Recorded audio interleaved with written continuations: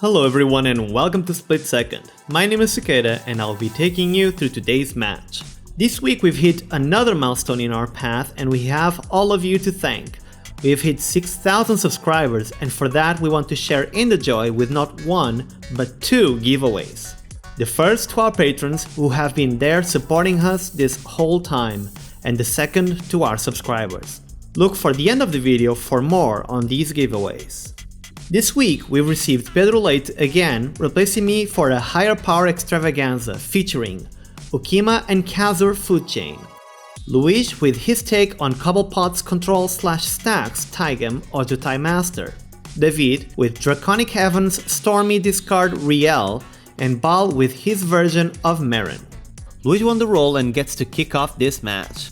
He has Tundra and Inventor's Fair for lands. Land tax is less optimal if you're starting the game, but it's a decent backup if Luis misses land drops. Mox Opal can ramp him if he finds more artifacts besides Scroll Rack. He also has Narset's Reversal for interaction and Baal in case he gets to find counter magic. Overall, a balanced hand. David has Bloodstained Mire and an island for lands. He lacks Flat Ramp, but has Thieving Skydiver to try and steal someone's cheap mana rocks. He gets to ponder early and look for a way to rush into Rhystic Study and draw some cards. Mana Drain is great for interacting with the table or protecting himself, while Merchant Scroll can find David, win cons or ways to abuse Rielle. Another good hand. Baal's hand is pretty risky as usual with only one land, Bayou. He has a Mox Diamond to ramp him up should he find a second land. If he does, he can safely move into Dark Confident and maybe Occam Adversary to steadily fix his draws. Caustic Caterpillar and Minister of Pain are good ways to control the board, especially with Meren. Entomb is pretty much a fully functional tutor with this commander. Finally, Pedro Leite also has a decent hand, even if a bit tight. He has a Snow Forest for land and Elves of Deep Shadow to ramp him towards black, while Lotus Petal can cover whatever color he needs in a pinch. Imperial Seal could help him search for Food Chain since he already has Miss Hollow-Griffin at the ready, or just card draw/protection instead. Limdol's Vault can further help him decide between a sustained approach or either a Food Chain or Thassa's Oracle plan. Since he mulliganed down to 6, Leite sent Toxic Deluge to the bottom of his library. Time to see how the tension unfolds. Luis starts as efficiently as possible in case someone tries to power play into a turn 1 wheel. He plays Tundra into land tax and tops that off with Mox Opal. Both cards are offline, but they're ready. David's turn consists of an island into Ponder, saving the fetch for later. He draws one and passes. Baal plays his Bayou and slams a freshly drawn Carpet of Flowers, happy to see his fixing problems fixed. David, however, also got a fresh card, Mental Misstep, and he takes down Baal's ramp for good measure. On his turn, Leite plays a Snow Forest and casts Elves of Deep Shadow, succeeding in ramping before everyone else. He adds a Lotus Petal to his board before passing. Luis opens the social stack by complaining that land tax is not very good when you are the first to play. His complaint resolves and he plays a Snow Island, following it up with a Scroll Rack. Mox Opal is almost online. David plays his Bloodstained Mire and cracks it for a Volcanic Island. He then plays the Lotus Petal and sacrifices it to add 1 blue mana. The table opens the social stack again to groan as he plays Rhystic Study before passing. Baal gets a second lucky draw, a Command Tower, which allows him to cast Dark Confident while financing David's Rhystic Studies. Leite plays an Arbor Elf, also not paying for the study. So far so good for David. Leite passes, missing a land drop. Luis decides to take a more controlling stance as he plays Inventor's Fair and passes. He also has Scroll Rack available just in case. David does the same. He plays an island and passes. Tactical gameplay all around. Baal reveals the Grim Flayer to Dark Confident, getting flayed for 2 life. He then attacks David with confidence since he has the most cards available and Leite can potentially block if he chose the player without Nauseam effects instead. Baal then plays Collector Oof, not paying for the study. In response, Leite sacks Lotus Petal for blue mana and casts Limdol's Vault, not paying for the study. In response to Limdol's Vault, Luis activates the Scroll Rack for 2 cards. Leite resolves Limdol's Vault. He loses 2 life in total, now happy he has some lands on the top. The Oof resolves. Leite plays a City of Brass and shocks everyone as he casts Ukkima, paying for the study. As the board gets infested by creatures, Luis plays the Tabernacle at Pendrelvale on his turn. The social stack gasps in response, but he shrugs and passes. David plays an island. He then plays a Chrome Mox, pitching a careful study but otherwise passing. The rest of the table is increasingly unsure of his game plan. Baal reveals a Chrome Mox to Dark Confident. Then he only pays to keep Dark Confident, sacrificing Collector Oof to the Tabernacle trigger. Short-lived but sweet. Baal plays a Forest and then plays a Chrome Mox, exiling the Grim Flayer and not paying for the study. He attacks Luigi with a Dark Confidence since he made the game harder. Baal then plays an Ukkima adversary, triggering more studies but paying for them. David sees a fairly good ramp opportunity and counters this elf with Mana Drain, so he can add 4 mana on his next turn. Baal passes. On Leite's upkeep, the Tabernacle triggers and he pays to keep both elves. His Whale Boy gets blasphemously sacrificed, dealing 2 to David and gaining Leite 2 life. Leite plays a Mystic Remora so as to complicate all the board's triggers, paying for the study. On Leite's end step, Luigi scroll racks for 3, digging ever deeper. To shuffle the pile on the top of his library, Luigi transmutes Telaria West for a Mana Crypt, which he then plays. In order to be fair, he does not pay for either Remora or Rhystic Study. The Oprah of EDH. On Luigi's end step, David casts a Mystical Tutor, putting a Cyclonic Rift on top, ready to send everyone back to the Stone Age. On his main phase, David adds 4 colorless mana from the Mana Drain. He plays a Wooded Foothills and follows that with Thieving Skydiver, kicked for 2. He targets Luigi's scroll rack. In response, Luigi casts Intuition, searching for a Sevinne's Reclamation, a Sol Ring, and Rhystic Study. Baal chooses to give Luigi the Sol Ring. David then steals Luigi's scroll rack and activates it for 3. He cracks the fetch for a mountain and tops that off with a Back to Basics, not paying for the Remora. What a powerful turn. Baal reveals Playcrafter to the Dark Confident and lets the Confident die to the Tabernacle trigger. Finally, Baal casts Caustic Caterpillar, paying for the study. Leite pays for the Elves of Deep Shadow while Arbo Elf is unceremoniously sacrificed to the Tabernacle trigger. The fish also gets to stay another turn before Leite plays Ancient Tomb, which, while Back to Basics remains, is just a ritual for 2 colorless mana. He passes. Luigi's script starts off with a violent streak. However, he doesn't care because finally someone has more lands than him, triggering land tax. Luigi gets 2 Snow Islands and a Snow Plains with it. He casts Sol Ring, paying for the study, but not for the Remora. So much for the EDH Oprah. Luigi plays an island and casts his commander, Taigam, while paying for the study. David pays to keep the Skydiver. He activates Scroll Rack for 2 after his draw step. He plays an island and passes the turn, still pretty well stocked. Baal sacrifices the Caterpillar on his upkeep in response to the Tabernacle trigger. He uses it to destroy David's Back to Basics and help the table play fairer Magic. He does miss a land drop as he passes to Leite. Leite pays for the Remora and for the Elves. He gets to keep everything. Leite then plays a Forest and casts a worrisome Demonic Tutor, paying for the study. On his cleanup, he discards Toxic Deluge, which somehow found itself back into his hand since the mulligan. Luigi's Mana Crypt punishes him again as he pays the Tabernacle trigger to keep Taigam around. Land tax gives him 3 additional Snow Islands and he plays 1. He follows that with Baal, paying for the study, and a Grim Monolith. David's Rhystic Study gets paid for yet again, although Leite does bank on his fish trigger. David pays to keep the Skydiver around once again. He plays a Shivan Reef and then activates the Scroll Rack for 2 to dig an extra card deeper. His turn ends with him casting his own Mana Crypt, giving Leite a card and getting mana for Rift again. Baal plays Meren, not paying for the study. He is ready to start using her and he moves to his end step. Caustic Caterpillar gets returned to his hand, and Baal discards Buried Alive to hand size, suggesting pretty good cards at the ready. Leite pays for the Tabernacle and his fish finally dies. It did really well. Leite plays Sunken Ruins and plays Chrome Mox, paying for the study. He exiles Miss Hollow Griffin to the Mox. This will allow him to play the Griffin with Food Chain if necessary, so it's the dream pitch. Luigi finally wins the Crypt roll, breaking his streak. He searches for an island and a plains with land tax, pays to keep both creatures, and finally moves from his upkeep. Luigi plays a Chromatic Star, paying for the study while denouncing some Cracked Clans shenanigans in his deck. Luigi plays a Snow Island and enters the attack step, attacking Leite with Taigam since he uses life as a resource the most. Leite blocks with the Elves, which die. Luigi then plays a See the Truth, paying for the study and exiling it, giving it rebound and assuring Ancestor Recall levels of value next turn. He does the same with Impulse while paying for the study, before passing. David wins the creep roll and, well, is still paying to keep the Skydiver around.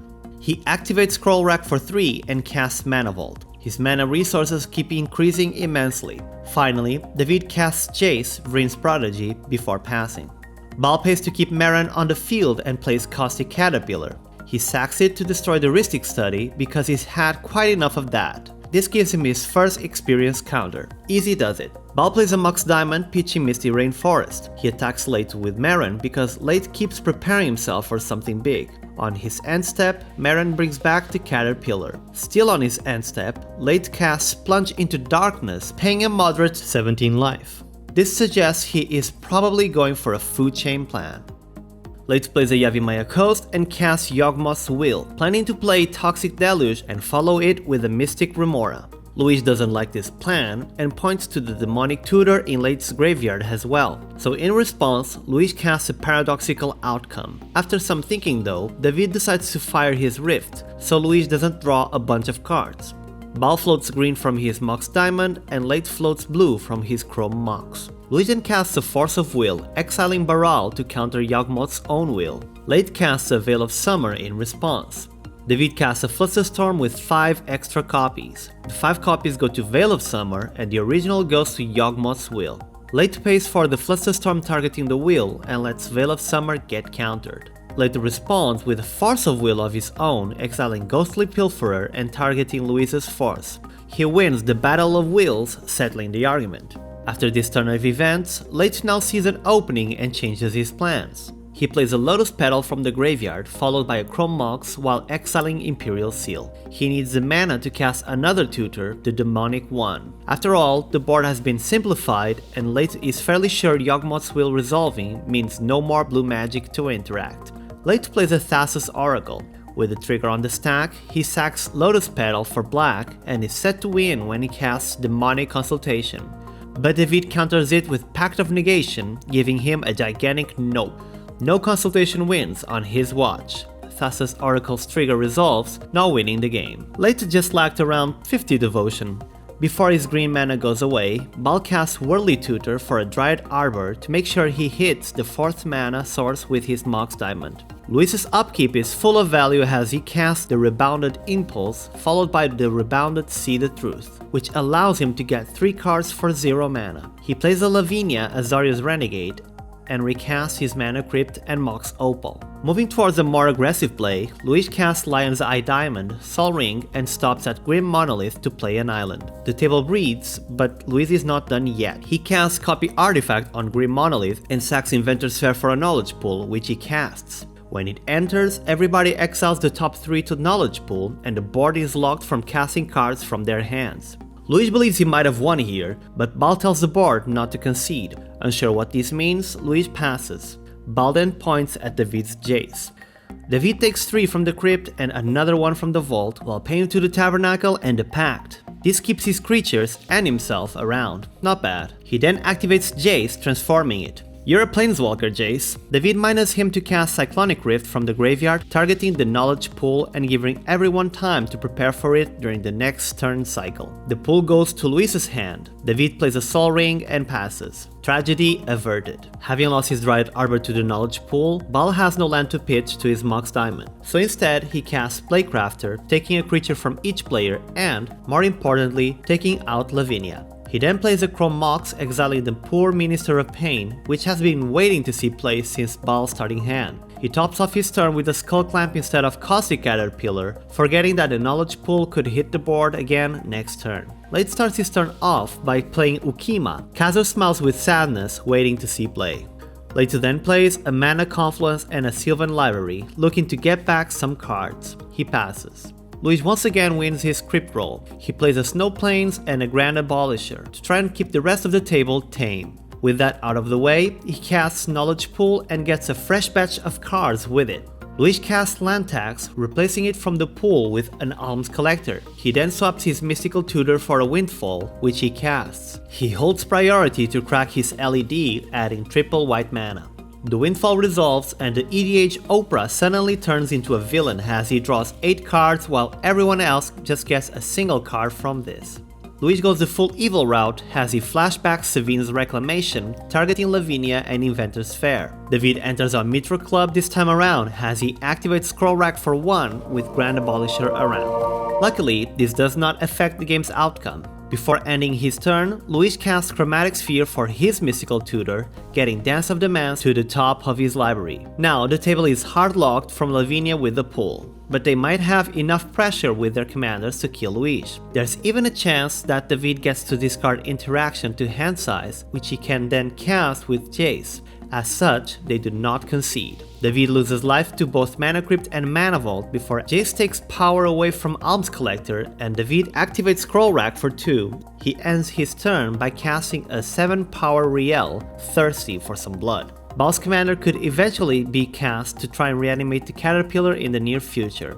However, the commander tax is keeping Baal from casting Meren, so he just plays a forest and passes. Leite does what the crowd has been begging him to do, after paying to the Tabernacle and casts Cazur, the partner who rarely sees the light of day. Ukkima gets sent straight at Luis's face, triggering his partner for a +1/+1 counter. Good boy. He plays a Gemstone Caverns and passes. Luis is on his turn and he needs to win as fast as possible. He starts with the right foot as he wins the Crypt Roll and gains 1 life from the Inventor's Fair. Tabernacle triggers and, shockingly, Luis pays to keep the Grand Abolisher around, letting the kitty and Lavinia die. He sends Transmute Artifact into his knowledge pool, trading it for Earthcraft. He casts Senses Divining Top and trades it for the Transmute Artifact. He sacrifices the knowledge pool to get himself Crack Clan Ironworks while the table watches, helpless because of the Abolisher. Luis uses the Abolisher to untap a snow land. Inventor's Fair gets cracked for a Codex Shredder. Luis then taps Mox Opal for blue and sacrifices both Grim Monoliths, Mox Opal, Sol Ring, Mana Crypt, and Crack Clan Ironworks to itself, generating 12 colorless mana. He uses them to cast Dance of Demands for 5, recovering Grim Monolith, Copy Artifact, LED, Mox Opal, and KCI. Copy Artifact copies David's Mana Vault.